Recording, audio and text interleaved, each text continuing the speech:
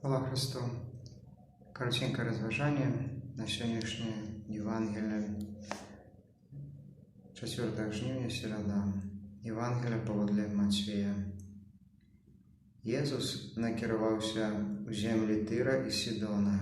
І вось жанчына канаанская, вышаўшы з тых ваколіц, крычала яму: «Змілуйся надо мною, Пане, сыне Давіда.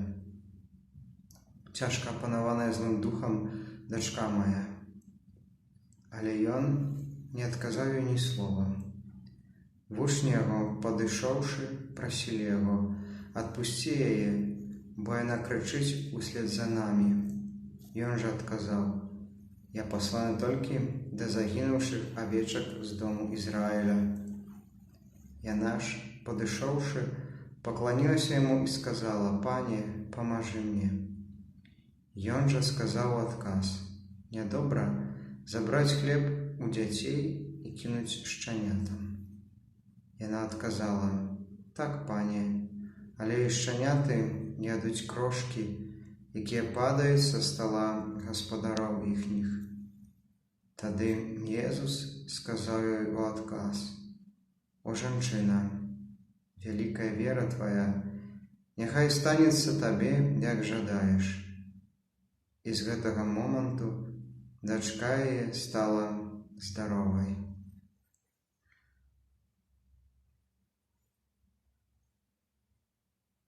Вялікая вера не таму, што выконвала нейкія рытуалы і была праз спецыяльныя абрады утаямнічаная ў пэўны культ. Бо не была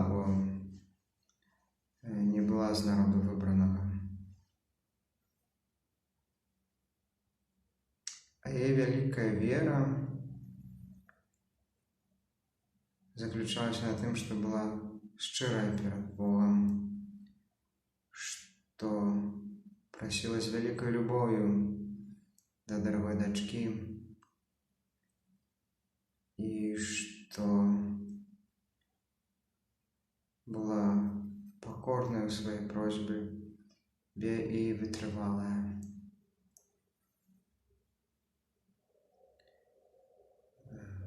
Наша вера не вымяраецца колькасцю адмоўленых ружанцаў, каронак, вяночкаў, гадзінамі, праведзенымі ў касцёле.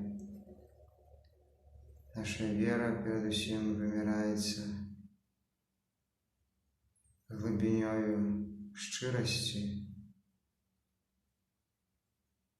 пасвячэннем сябе для іншых і аўтэнтычным імкненнем быць з Хрыстом, аўтэнтычным прагненнем Яго, усведамленнем, што мы патрабуем Хрыста. Не абрад, не рытуал, не бясконцае загаворванне і паўтаранне розных тэкстаў, калі гэтыя тэксты не маюць унутранага адлюстравання ў нашым сэрцы, ў нашай душы. Гэтыя тэксты трацяць сэнс.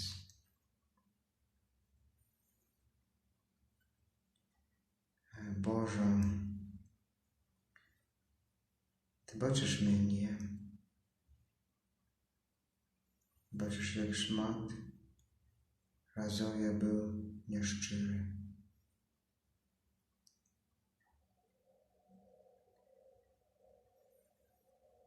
Змілуйся надо мною. Змілуйся надо мною, Пане, сыне Давіда. Прагну разам з гэтай жанчынай прасіць.